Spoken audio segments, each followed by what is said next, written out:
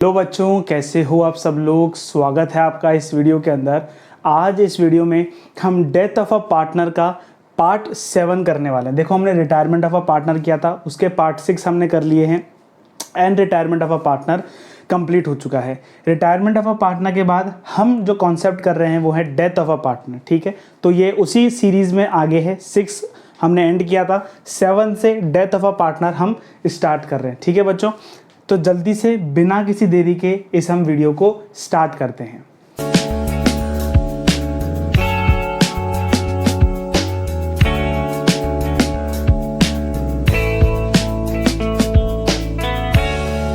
तो बच्चों, death of a partner में जो ट्रीटमेंट है वो पूरी तरीके से सेम रहने वाला है। आप बोल दो सेम ट्रीटमेंट रहने वाला है। ठीक है, जो डेथ हो गई जिस पार्टनर की, उस पार्टनर को हम गुडविल भी देंगे। ठीक है, उसका जनरल रिजर्व भी देंगे, कंटिजेंसी रिजर्व देंगे, है ना। गुडविल उसके साथ हम राइट ऑफ करेंगे।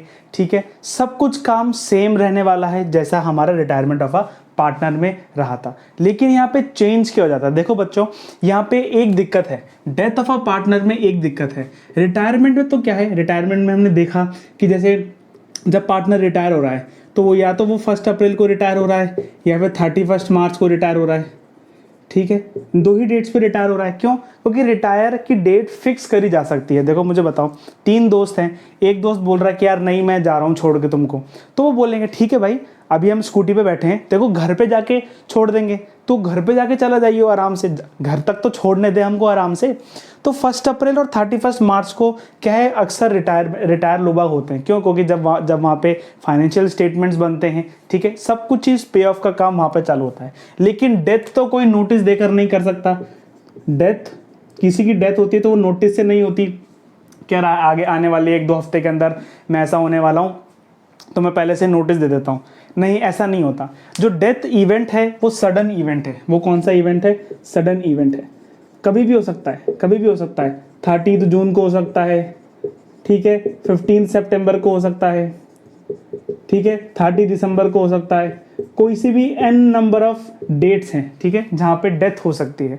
तो हम क्या करेंगे, जैसे ही जो पैसा हमको पार्टनर को देना था, जो जिस पार्टनर की डेथ हो गई, अब हम उसको तो पैसा दे ही नहीं सकते। ठीक है, तो हम किसको देंगे? उस पार्टनर के नॉमिनी को पैसा देंगे। किसको देंगे? नॉमिनी को हम पैसा देंगे। उस पार्टनर के नॉमिनी को हम पैसा देंगे। ठीक है, नॉमिनी बोल दो या फिर एग्जीक्यूटर बोल दो। ठीक है, हम उसको पैसा देंगे। ठीक है, हम कौन सा अकाउंट बनाएंगे? पार्टनर्स एग्जीक्यूटर्स अकाउंट हम बनाएंगे, जिसके अंदर हम क्या करेंगे, हम सारा जो लोन है, ठीक है, जो पार्टनर ने हमको दिया, हमने पार्टनर को दिया, ठीक है, वो सब कुछ हम कहाँ करेंगे? पार्टनर के नॉमिनी अकाउंट में हम डालेंगे, पार्टनर्स एग्जीक्यूटर अमाउंट अकाउंट में हम उसको डालेंगे। तो हम क्या करते हैं, सबसे पहले जो पार्टनर की डेथ हो गई है हम उसका कैपिटल अकाउंट बनाते हैं। सबसे पहले डेड पार्टनर का, है ना, कैपिटल अकाउंट बनाते हैं। हम पहले देखते हैं कि उस पार्टनर का आखिर किताब का ना खर्चा पानी क्या है, कितना हमको उसको खर्चा देना है, ठीक है, कितना पैसा उसको देना है। और जो भी बैलेंस आ जाता है यहाँ पे टू बैलेंस सीडी आ जाता है, तो टू बैलेंस सीडी ना लिख के हम लिख देंगे to partners executors account.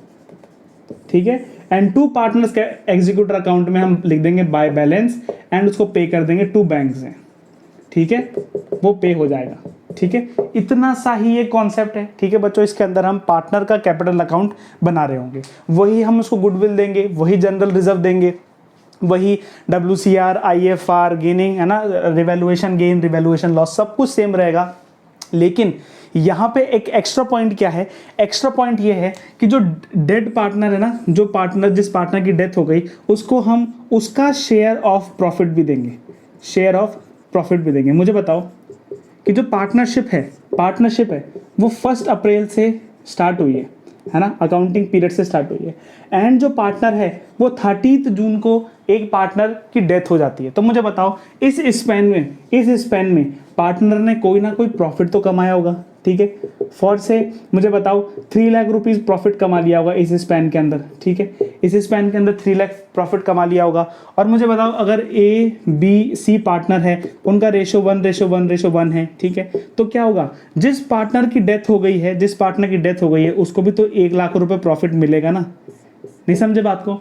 3 lakh उस टाइम पीरियड का जो प्रॉफिट है वो कितना है 3 लाख, तो मैंने उसको डिवाइड कर दिया तो 1 लाख ईच यहाँ पे प्रॉफिट आ गया है। देखो यही कैलकुलेशन आपको करनी है। इस पूरे 2 पार्ट्स में ये वीडियो होगी, ठीक है, 2 पार्ट्स में ये वीडियो होगी 7 और 8। उसके अंदर हम शेयर ऑफ प्रॉफिट को कैलकुलेट कर रहे होंगे, शेयर ऑफ प्रॉफिट को कैलकुलेट कर रहे होंगे।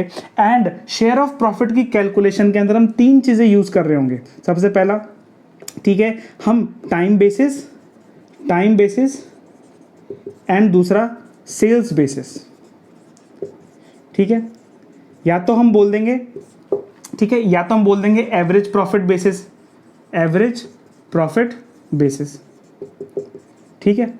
हम या तो बोल देंगे कि ठीक है भैया, आपका जो प्रॉफिट हुआ यहां से लेकर यहां तक का 3 लाख का प्रॉफिट हुआ, उसमें से हमको दे दो, यानी कि टाइम बेसिस इस टाइम के अंदर जो भी आपका प्रॉफिट हुआ हमको आराम से उसका पैसा दे दो। सेल्स बेसिस में क्या करेंगे, ठीक है, इस टाइम फ्रेम में आपकी कितनी सेल हुई, इस टाइम फ्रेम में कितनी सेल हुई, फॉर से आपकी सेल हो गई 15 लाख रुपीस की सेल हो गई, ठीक है। तो अब उसमें से आपको एक प्रॉफिट परसेंटेज गिवन होगा, एक प्रॉफिट यहां पे क्या गिवन होगा आपको, प्रॉफिट परसेंटेज गिवन होगा, ठीक है। आप उस टाइम फ्रेम का सेल्स निकाल लो, सेल्स निकालने के बाद आपको प्रॉफिट परसेंटेज दे रखा होगा, एंड प्रॉफिट परसेंटेज को आप उसके शेयर से मल्टीप्लाई कर दोगे तो क्या आंसर आ जाएगा, एक प्रॉफिट आंसर आ जाएगा, ठीक है बच्चों। तो ये तो हो गया सेल्स बेसिस।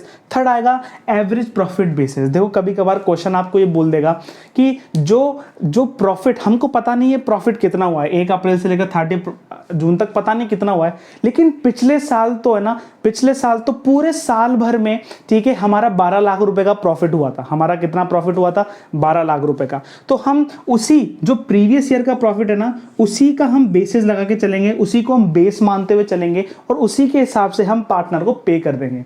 तो उसके हिसाब से अगर 12 लाख रुपए पूरे साल के अंदर प्रॉफिट आ रहा है, तो इन 3 महीनों के अंदर कितना प्रॉफिट आना चाहिए, इन 3 महीनों के अंदर प्रॉफिट आना चाहिए 3 लाख, ठीक है। तो ये नोट डाउन कर लो कि सबसे पहले हम जो कैलकुलेशन करते हैं शेयर ऑफ प्रॉफिट की, उसको हम टाइम बेसिस पे करते हैं, उसको हम सेल्स बेसिस पे करते हैं, और तीसरा हम एवरेज प्रॉफिट बेसिस पे हम उसको करते हैं, ठीक है। बच्चों एक चीज मैं आपको यहाँ पे बताना चाहता हूँ, उसको बहुत अच्छी तरीके से आपको याद कर लेना है।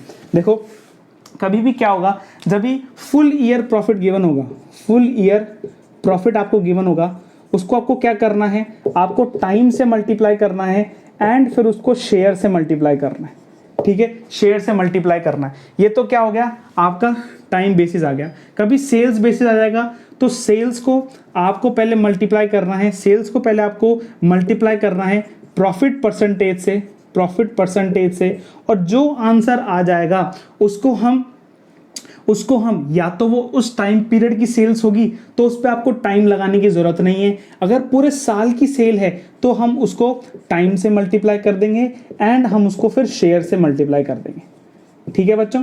ये 2 फॉर्मूले आपको याद रखने हैं, बस यही एडजस्टमेंट है डेथ ऑफ अ पार्टनर में। बस इसी के साथ हम क्वेश्चंस करेंगे, और क्वेश्चंस करने से पहले मैं आपको बता देता हूं कि जो डिजीज्ड पार्टनर या फिर डेड पार्टनर का जो लोन अकाउंट है ना, जो कैपिटल अकाउंट है, उसमें हम क्या क्या डालते हैं। देखो बच्चों एक चीज मैं आपको बोलना चाहता हूं कि जब प्रॉफिट होगा तब प्रॉफिट होगा। देखो या तो जब किसी भी पार्टनर की डेथ हो रही है, या तो फर्म को प्रॉफिट होगा, या तो फर्म को क्या होगा, लॉस होगा, या तो प्रॉफिट होगा या तो क्या होगा, लॉस होगा।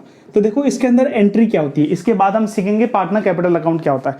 सबसे पहले हम सीखते हैं एंट्री क्या होती है जब प्रॉफिट होगा, ठीक है, जब प्रॉफिट होगा। देखो क्वेश्चन आपको कैसे पूछेगा कि पहला तो होगा कि आपको न्यू रेशो गिवन नहीं है, और दूसरा होगा कि आपको न्यू रेशो गिवन है, ठीक है।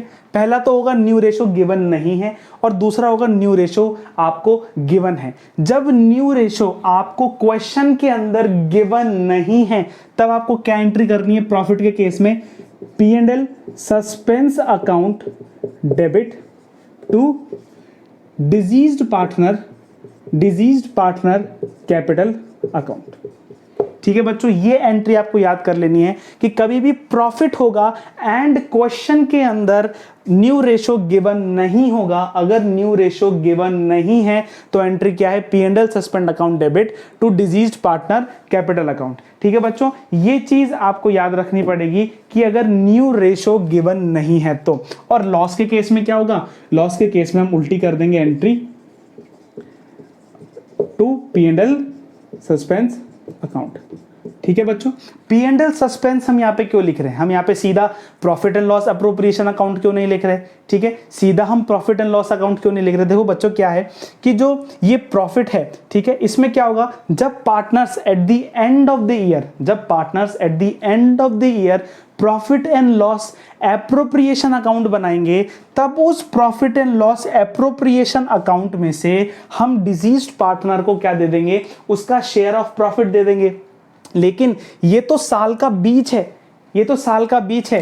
30 जून को मुझे बताओ, 30 जून को जब कोई पार्टनर मर गया तो उस समय थोड़े ना profit and loss appropriation account बनाएंगे, तब हम नहीं बनाएंगे। Profit and loss appropriation account कब बनता है, 31 मार्च को बनता है। ठीक है, जब सारे फाइनल अकाउंट्स बन जाते हैं उसके बाद P and L appropriation account बनता है। तो हम क्या करेंगे, हम ये जो हमारा खर्चा है, हमको पार्टनर जो पार्टनर की डेथ हो गई है उसको हमको पैसा देना है, तो वो हमारा क्या है, खर्चा है। और उस खर्चे को वो कहाँ पे हम डालेंगे, पी एंड एल अप्रोप्रिएशन से काटेंगे। तो इसलिए जब हम साल के एंड में अप्रोप्रिएशन अकाउंट बनाएंगे तब हम उसको पैसा दे देंगे। यहाँ पे हमने क्या किया, P and L suspend account debit कर दिया and disease partner capital account को क्रेडिट कर दिया। ठीक है, in case of profit and in case of loss हमने एंट्री उल्टी कर दी। अगर मुझे बताओ, अगर न्यू रेशो गिवन है, अगर न्यू रेशो आपको क्वेश्चन के अंदर गिवन है तो एंट्री बहुत आसानी से हो जाती है।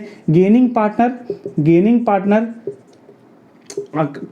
Capital account to sacrificing partner capital account, ये आपकी एंट्री हो जाती है। ठीक है बच्चों, आपकी ये एंट्री हो जाती है कौन से केस में, जब न्यू रेशो आपको गिवन है। और यहाँ पे क्या हो जाता है, वही एंट्री उल्टी हो जाएगी, sacrificing partner capital account debit to gaining partner capital account. ठीक है, ठीक है बच्चों, यही आपकी एंट्री यहां पर हो जाती है। तो बताओ कि अगर पार्टनर 30 जून को गया है, 30 जून को उसकी डेथ हो गई है, और अगर उसी समय हम P and L appropriation account बना लेते हैं तो entry P and L suspense account के नाम से नहीं होगी, P and L suspense account के नाम से नहीं, लेकिन P and L appropriation account के नाम से होगी। ठीक है बच्चों, देखो अभी हमको, अब सस्पेंस हम क्यों लिख रहे हैं, क्योंकि हम सस्पेंस लिख रहे हैं क्योंकि ये खर्चा तो है, लेकिन इस खर्चे को हम बाद में एडजस्ट करेंगे। खर्चा तो बीच में आ गया है लेकिन हम उसको बाद में एडजस्ट करेंगे, इसलिए हमने क्या लिख दिया, P and L suspense account. ठीक है, हम बाद में एडजस्ट कर लेंगे। ठीक है, जो पार्टनर बांटेंगे ना लास्ट में, प्रॉफिट एंड लॉस बांटेंगे, उसमें हम उसको एडजस्ट कर लेंगे। लेकिन अगर हमको पता चल रहा है कि कोई पार्टनर पहले से ही गेन कर रहा है और कोई पार्टनर पहले से ही सेक्रीफाइस कर रहा है और न्यू रेशो गिवन है, तो हम gaining to sacrifice and sacrifice to gaining हम आराम से एंट्री कर देंगे। मैं होप करता हूं बच्चों ये कॉन्सेप्ट आपको बहुत अच्छी तरीके से समझ में आ गया होगा। तो अब हम क्या करेंगे, देखो हमको पता होता है कि जब हम पार्टनर्स का कैपिटल अकाउंट बनाते हैं तो हम जो कैपिटल उसको लेते हैं वो कहां से लेते हैं, बैलेंस शीट से कैपिटल लेते हैं। तो बैलेंस शीट से हम कैपिटल ले लेंगे, बाय बैलेंस बीडी, कोई भी बैलेंस होगा वो यहाँ पे हम लिख देंगे। उसके बाद हम क्या करते हैं, कोई भी टाइप का रिजर्व होता है, ठीक है, उसको हम दे देंगे। ठीक है, कोई भी WCR होगा, कोई भी IFR होगा, हम उसको दे देंगे। ठीक है, आराम से हम दे देंगे। ठीक है, हम उसको गुडविल दे देंगे, बाय गुडविल हम गुडविल दे देंगे। और गुडविल का नाम यहाँ पे ऐसे लिखा हुआ नहीं आता, यहाँ पे क्या आता है, यहाँ पे क्या आता है, गेनिंग पार्टनर कैपिटल अकाउंट के नाम से कौन सी एंट्री होती है, यहाँ पे गुडविल की एंट्री होती है। ठीक है बच्चों, आपने ये एंट्री सीख रखी है। ठीक है, कोई भी पार्टनर होता है तो वो जो डिजीज पार्टनर है, ठीक है, जो पार्टनर रिटायर हो रहा है या फिर पार्टनर की डेथ हो रही है, तो उसको क्या कर देगा, उसके शेयर का जो गुडविल है वो उसको आराम से यहाँ पे गिवन कर देगा। और हम क्या करते हैं, कोई भी पार्टनर अगर लाइबिलिटी टेक ओवर कर रहा है, लाइबिलिटी टेक ओवर उसने करी है, तो हम यहाँ लिख देते हैं लाइबिलिटी।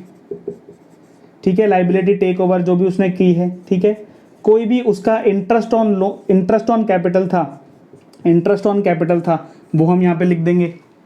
ठीक है। पूरे साल भर में कोई सा भी इंटरेस्ट और कैपिटल उसका था तो वो हम यहाँ पे लिख देंगे, है ना, ठीक है। कोई भी सैलरी अगर वो ड्रॉ कर रहा है, ठीक है, कोई भी सैलरी वो यहाँ पे ड्रॉ कर रहा है, ठीक है, वो यहाँ पे हम लिख देंगे। यहाँ पे हम लिख देंगे कि उसकी ड्राइंग्स क्या हैं, ठीक है, उसकी ड्राइंग्स कितनी हैं, और हम लिख देंगे कि उसका इंटरेस्ट ऑन ड्राइंग्स कितना है, ठीक है। यहाँ पे कोई भी अक्यूमुलेटेड लॉसेज हैं, ठीक है, या फिर अक्यूमुलेटेड, है ना, जो भी लॉसेज हैं, या फिर हम उसको लिख देंगे कि यहाँ पे जो भी एडवर्टाइजमेंट सस्पेंस है, गुडविल है, वो हम सब उसको यहाँ पे क्या कर देंगे, राइट कर देंगे।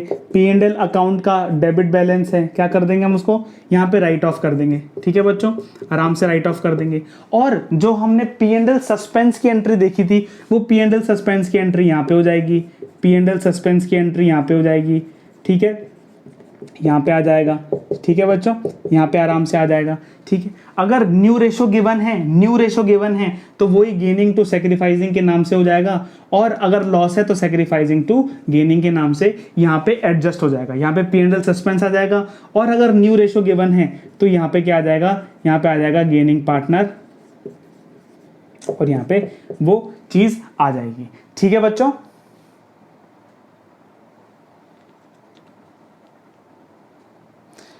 ठीक है बच्चों, एंड यहाँ पे ये अकाउंट्स क्लोज हो जाएंगे, यहाँ पे ये अकाउंट्स क्लोज हो जाएंगे, एंड जो भी बैलेंस बचेगा, जो भी बैलेंस बचेगा, जो भी बैलेंस बचेगा उसको हम क्या लिखेंगे, बैलेंस शीट लिखेंगे? नहीं, उसको हम बैलेंस शीट नहीं लिखेंगे, उसको हम लिखेंगे कि पार्टनर्स एग्जीक्यूटर अकाउंट, अमाउंट लिख देंगे। ये कौन सा अमाउंट होगा, ये अमाउंट होगा बैलेंसिंग फिगर, ठीक है बच्चों। तो मैं होप करता हूं कि डिजीज्ड पार्टनर कैपिटल अकाउंट आपको पूरी तरीके से यहां पर क्लियर हो गया होगा।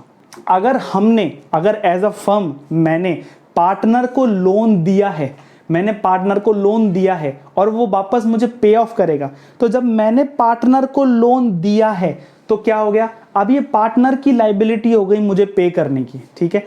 अब मैं पार्टनर को कितना पे कर रहा हूं, इतना, लेकिन पार्टनर मुझे कितना पे करेगा, इतना, ठीक है। अगर हमने पार्टनर को लोन दिया है तो वो किधर आ जाएगा, टू पार्टनर्स लोन अकाउंट, ठीक है। उसके एग्जीक्यूटर्स अकाउंट का जो पैसा है ना, मुझे बताओ, मुझे फर्म को, पार्टनर को 1 लाख रुपए देने, लेकिन पार्टनर ने फर्म से पहले ही 50,000 रुपए उठा के रख रखे, तो फर्म पहले 50,000 रुपए भी तो लेगी ना, तो उस 1 लाख रुपए में से 50,000 माइनस कर देंगे तो कितने अमाउंट फर्म को देना पड़ रहा है, टोटल 50,000 देना पड़ रहा है। मुझे बताओ कि आपको, है ना, मान लो आप डिजीज पार्टनर हो, मैं फर्म हूं, है ना, मुझे आपको 1 लाख रुपए देने हैं और आपको भी मुझे 50,000 रुपए देने, तो मैं आपको कितना रुपए दूंगा, 1 लाख रुपए से माइनस कर लूंगा आपका, यानी जो मैंने आपको लोन दे रखा था, लौटाना था, तो 50,000 में माइनस कर दूंगा और मैं उसको 50,000 को लौटा दूंगा। तो यहां पे लिख देना ये क्या है, टू पार्ट, यानी कि loan given to the partner, loan to partner. And अगर पार्टनर ने हमको लोन दिया हुआ है, अगर पार्टनर ने फर्म को लोन दे रखा है तो वो हम यहां लिख देंगे बाय पार्टनर्स लोन, यानी कि फ्रॉम, यानी कि हमने पार्टनर से लोन ले रखा है। मुझे बताओ कि मुझे आपको 1,000 रुपए देने और मैंने आपसे 500 रुपए उधार और ले रखे, तो मैं आपको कितने रुपए दूंगा, 1,500 रुपए दूंगा। यानी कि मैंने आपसे from you I have taken loan and to you I have given loan, to from यहां पे आ जाएगा, टू यहां पे आ जाएगा। ये डिजीज्ड पार्टनर का कैपिटल अकाउंट पूरी तरीके से यहां पर क्लियर हो चुका है, ठीक है बच्चों। नेक्स्ट वीडियो के अंदर हम इसी अकाउंट के ऊपर क्वेश्चन कर रहे होंगे, एंड जो हमने देखा सेल्स बेसिस पे, ठीक है, टाइम पीरियड, ठीक है ना, हमने एवरेज प्रॉफिट बेसिस पे जो हमने देखा कैलकुलेशन ऑफ प्रॉफिट कैसे होता है वो हम करने वाले हैं। एंड जो एंट्री हमने देखी कि ना P&L suspend to disease partner capital account, है ना, और लॉस में क्या एंट्री है, न्यू रेशो में क्या एंट्री है, वो हम नेक्स्ट वीडियो में करने वाले हैं, ठीक है बच्चों, हम नेक्स्ट वीडियो में करने वाले हैं। तो ठीक है बच्चों, आप इसको रिवाइज कर लो और मिलते हैं हम नेक्स्ट वीडियो में। Till then goodbye, take care, thank you बच्चों।